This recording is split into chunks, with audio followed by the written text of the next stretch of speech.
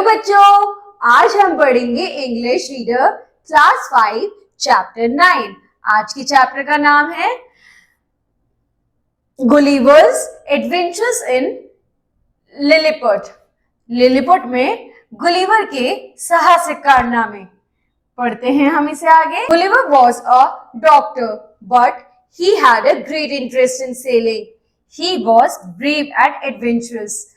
Once, when he was on his ship, the weather got rough and stormy. After long, the ship dashed against a rock. The ship was broken to pieces. Tired Gulliver came out of the ship and stopped on the rocky dry land.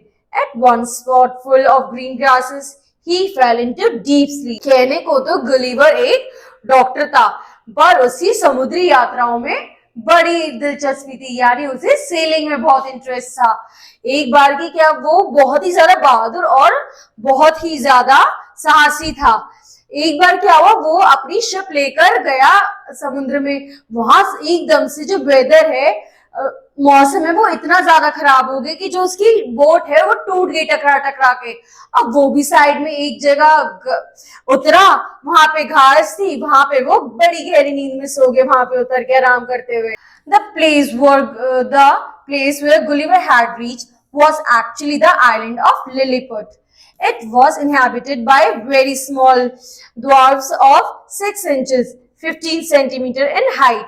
अब जहां पर ये पहुंच गया था, वहां पे वो एक लिलीपुट नाम की जगह थी, और तो और वहां पर 6 इंच के ड्वार्फ्स, यानी वहां पे बहुत छोटे छोटे लोग रहते थे उस जगह पर। When Gulliver woke up, he was unable to move his body. He found that his hair, hands, legs were tied to the ground with the help of small pegs. अब उसने देखा कि वो अपना हाथ, अपने पैर, अपना शरीर हिलाने में बड़ा असमर्थ है, क्योंकि वो सब रस्सी से बंधे हुए थे। इस वजह से वो कुछ भी हिला नहीं पा रहा था शरीर अपना। आगे पढ़ते हैं। In a short while, 40 dwarfs set small ladder against Gulliver's sides. They climbed on him and moved to his chin. One naughty dwarf tickled Gulliver's nose with his little sword. As a result, he sneezed with such a bang that all the 40 dwarfs ran back in a hurry. Some of them even fell down, hurt themselves badly. They were so much afraid of that they started shooting arrows at him from a distance. अब इतने में 40 लोग उसके ऊपर सीढ़ी लगा के चढ़ रहे थे। उनमें से एक इतना नटखट था कि उसकी नाक में खुजली करने लगा, जिसकी वजह से उसे इतनी जोर से छींक आई कि वो सब नीचे गिर गया। उनमें से किसी को चोट लगी, किसी के कोई बहुत दूर गिरा, जिसकी वजह से वो इतने डर गए कि वो उस पर तीर चलाने लगे। Anyhow, Gulliver could break some of the strings he was tied with.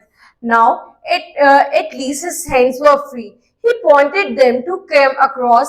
Some bold little men came forward and talked to Gulliver. He requested them to bring some food and water. Now the dwarfs were quite friendly towards him. In a very short time, they brought out many wands and drums of food and water. Hungry Gulliver ate of hundreds of loaves and drank drums of water in a matter of moments. अब जैसे तैसे करके Gulliver ने अपने हाथ छुड़वा लिए, अपने हाथों से रस्सी काट ली और उन लोगों से कहा कि मुझे थोड़ा खाना और पानी पीने के लिए पानी दे दो। वो इतना भूखा था, उसने हजारों ड्रम्स ऑफ वाटर और खाना खा लिया। और अब उस धीरे धीरे करके वहां के लोग भी उससे फ्रेंडली होने लगे थे, दोस्त बनने लगे थे। Gulliver now was fast asleep again. The little people made quite a big carriage to carry him to their king. It was made of wood of 500 carpenters, 900 soldiers put Gulliver's on it. अब खाना वाना खा के वहां पे वो वहीं पर सो जाता है। इतने में लोग एक कैरेज बनाते हैं, 500-900 सोल्जर्स मिलकर, और से अपने राजा के पास ले जाने लगते हैं। This carriage was being pulled by 1500 tiny horses. Each of Gulliver's legs were tied with 91 chains so that he might not run away. On each side, guards rode on horses with bows and arrows. अब आगे क्या हुआ बच्चों? कम से कम 1500 घोड़े लगकर उसको खींच रहे थे, और 90 तरीके की रस्सी से उसे बांधा हुआ था ताकि वो खुले ना। अब धीरे धीरे करके वो उसे बोज और एरोज के साथ उसे लेकर जा रहे थे। When Gulliver was brought in the city, the king and almost the whole population came to see this giant man. अब जैसे ही वो उसके राजा के पास उसे लेकर आते हैं, सब लोग उसे देखने के लिए इकट्ठे हो जाते हैं। Some were amused and some others afraid. A few of them shot arrows at him. At this, Gulliver caught up 6 of them and put 5 into his coat pocket. He pretended as if he was going to eat the 6th. Now they were badly scared.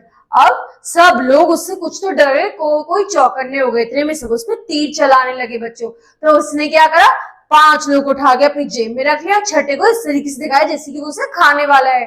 अब सब लोग उससे बहुत ज्यादा डर गए थे। So Gulliver freed all 6 dwarfs. In return, they united Gulliver too, untied Gulliver too. The king allowed him to live and roam about the island of Lilliput. अब इस तरीके से उसने खुद को छुड़वाया और वहां के लोगों से में क्या करा, फिर उसको वहां पे घूमने की आजादी मिली और वहां के लोगों को उसने छोड़ दिया। Once Lilliput feared on an attack from a neighboring island. Enemies' ships were getting ready.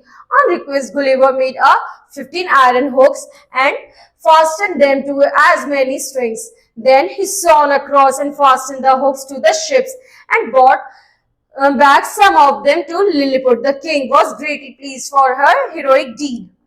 अब एक बार की बात है कि लिलीपुट पे किसी ने आक्रमण कर दिया, तो इसने उनकी बहुत मदद की, बोट बांधने में, सहायता करने में, जिससे राजा बड़ा खुश हुआ। Now Gulliver wanted to go back to his home, England. Luckily, one day he managed to reach Ireland in a big ship. When he told about the little people of Lilliput to his friends, they did not believe him. But when he showed them small horses, elephants, etc., everybody believed his words. अब उसे अपने घर England वापस जाना था, तो जैसे तैसे उसने अरेंजमेंट किया, जिसे देखी पहले लोगों को उसको भरोसा नहीं हुआ, लेकिन जब उसने सबको दिखाया तो सबने उस पर भरोसा कर लिया। ठीक है बच्चों, अब अगली क्लास में अगला चैप्टर पढ़ेंगे। Thank you.